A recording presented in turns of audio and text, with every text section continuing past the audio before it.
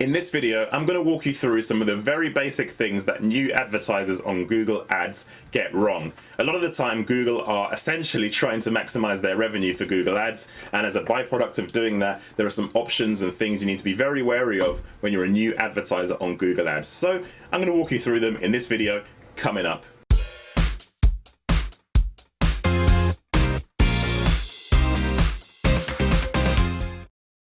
Hey guys, Darren Taylor of thebigmarketer.com, and my job is to teach you all about digital marketing. Now, if that sounds up your street, you should consider subscribing to my channel. And in this video, we are looking at the errors beginners make on Google Ads when they're first trying to get their campaign started, and in order to conserve their budget and make sure their budget is being used on everything that's going to provide a great ROI. So there are some settings within Google Ads you need to be very wary of when creating a new Google Ads account and a new campaign, and I'm going to turn around right now onto my computer and I'm going to walk you through those right now.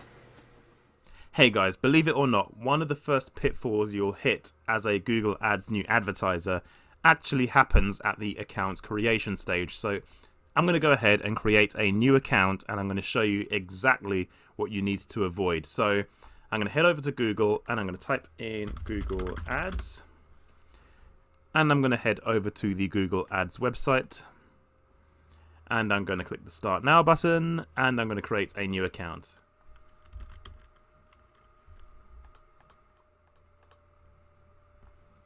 Then when you go through the process and accept the terms and conditions, and you create your account as a first-time advertiser, you're going to come to this screen right here coming up.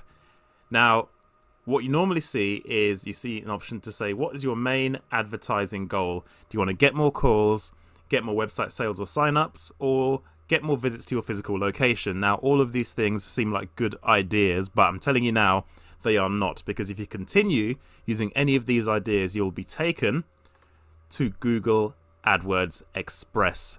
Now, this is a very basic product, and I'll link up a video I created previously in the description below.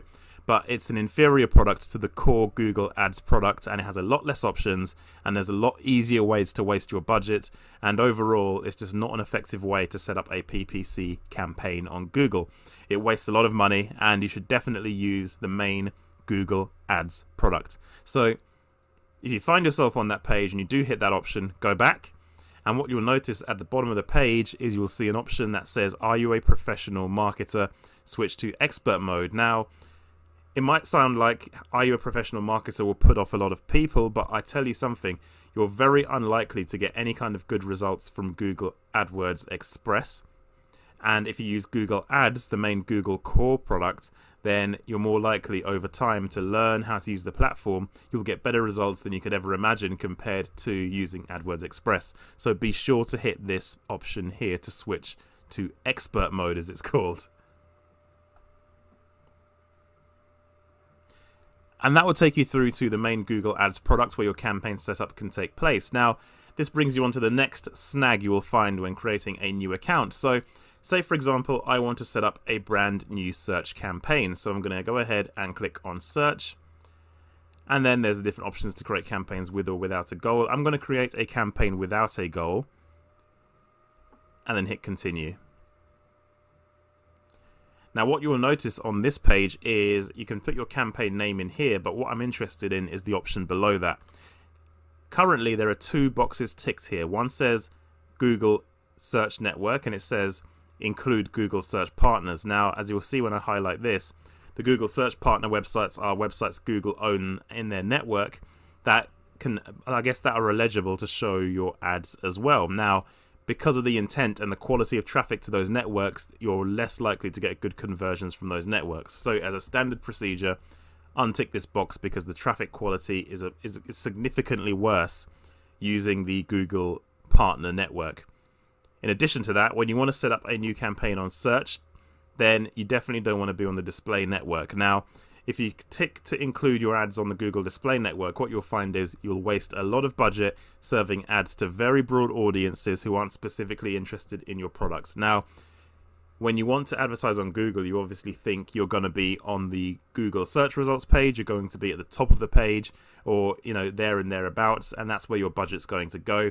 However, if you tick this option, then your budget is going to be used on the display network as well. So when you go to other websites and you see banner adverts across the web, then you're advertising on those areas as well across the Google display network. So it's not a good use of your budget, and if you want to focus on getting searches and actually getting clicks from search on Google, you need to make sure you untick this option as well. Now I'm going to go further into the campaign setup. Now remember, this video isn't about campaign setup, it's about the areas and issues that you can find when setting up a new campaign as a new advertiser. So I'm going to go ahead and go through the setup process, and I'm going to hit the next snag that you'll find when setting up a campaign. So once you do the basic campaign settings, what you'll find is you get to the set up the ad groups step. So step number 2 of campaign setup. Now, when you're doing step number 2, there's an option on the right hand side to get ideas for keywords. Now, you might think this is very valuable, but I always stress the first part of setting up a PPC campaign is to do your own keyword research. Don't rely on Google's keyword research within Google Ads, because what you'll find is a lot of the keywords will not be relevant. So let me show you an example of exactly what I mean. I'm going to use this tool here which says get keyword ideas. Now if I use this tool and I type in my product or service, my product or service is an electrician, and I hit search, I'm going to come up with a number of different keywords that I could potentially add every single one to my campaign, which is crazy because a lot of these could relate to a number of different services I don't necessarily provide. So electrician near me, that sounds like a good search. Electrical installation, electrical companies. Then all of a sudden you start getting further down, you get less and less relevancy. So you see contractor, rewiring, how to be an electrician. This is a training question. Electrician hourly rate. So this is someone who just wants to know how much an electrician can make. So all of these different things, registered electricians, looking for electricians. So some of these searches are good, some of them are bad, but what you'll find is if I were to add every single idea, which is this button shouldn't exist. Google, I wish you would remove this button. It should never exist, because by doing this, I've added a ton of keywords to my campaign that are not relevant at all. And in addition to that, it's not that they're just not relevant, it's also the fact that there's a number of different focuses here, I guess product focuses. So even if I did do all of these services, I'd break them into different ad groups anyway for more relevancy and higher quality scores and a better campaign setup. So I wouldn't necessarily have all of these different variations of keywords within here as well. In addition to that, by automatically clicking that button, they're all in the format of broad match keywords. Now, if you know anything about campaign setup, it's that you don't set a campaign up with broad match keywords. You have to use one of the match types. Now, to be fair, Google does highlight the match types below, down here.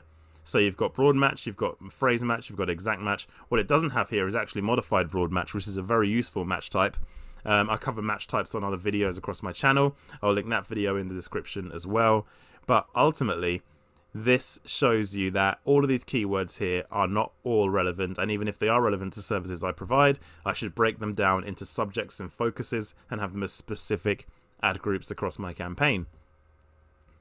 So that's another snag you will find when setting up a new campaign on Google. Now I'm going to jump ahead into another account to show you another snag from what Google have done recently that I guess could confuse new advertisers as well, and it relates to keywords in an account. So I'm going to jump across to the other account I've created previously to show you this as well. So here I am in another account, just with some example data I can share with you. Now what you'll find is if I go into the keywords tab and go to a specific campaign, just so I can look at the keywords within a specific campaign, and then go into the search terms report. Now, if you don't know, the search terms report shows you exactly what people have typed into Google to trigger your ads. And in addition to that, it shows you which keyword was triggered as a result of your ads coming up on the search results. Now, what you'll find is a lot of keywords in your campaign are exact match, because you want to make sure your focus of your search is targeted. And you might think, now a keyword is set as exact match, it means that anyone typing in exactly that term will trigger my ads, and if somebody doesn't type in exactly that term, my ads shouldn't trigger.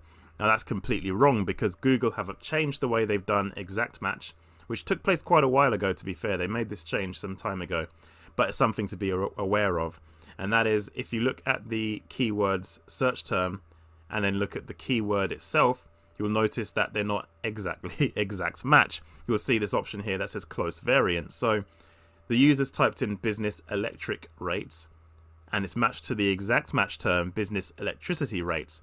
Now Google says this is so you don't miss out on additional good searches or relevant searches, but I know from experience in this campaign, when we first started running it, that we've now made electric a negative keyword, because the way people search meant that people typing in electric didn't convert as well as somebody typing in electricity. So that was an issue in the campaign that Google have opened us up to. So it means we need a more comprehensive negative keyword list, and it means a lot more work from a campaign setup point of view. Now there are ways to automatically resolve this. Some very clever people have written scripts to resolve this issue, but all you need to do is be diligent, because sometimes it could work in your favor, and if it works in your favor then fair enough, but when it doesn't and you're not seeing conversions from close variants, be sure to add terms as negative keywords. So for example, in this campaign, once this issue was found, electric was added as a negative keyword into the campaigns as well, to make sure that as a phrase match negative, any keyword containing the phrase electric wouldn't trigger our ads in future.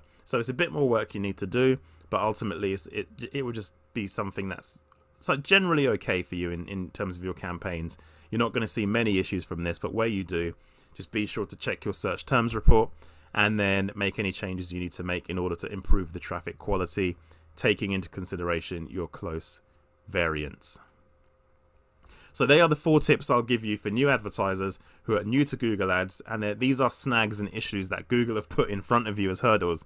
Google Ads is complex enough as it is, so having these issues in place isn't very helpful, but hopefully now you've watched this video, you'll know what to avoid when setting up a new campaign in Google Ads, and hopefully you'll be able to get better results as a result of watching this video. If you liked it, please leave a like below. Let me know in the comments if you've fallen prey to any of these snags Google have put in place in Google Ads. More important than that, check out the other content on my channel. Don't forget to subscribe, and I'll see you guys on my next video.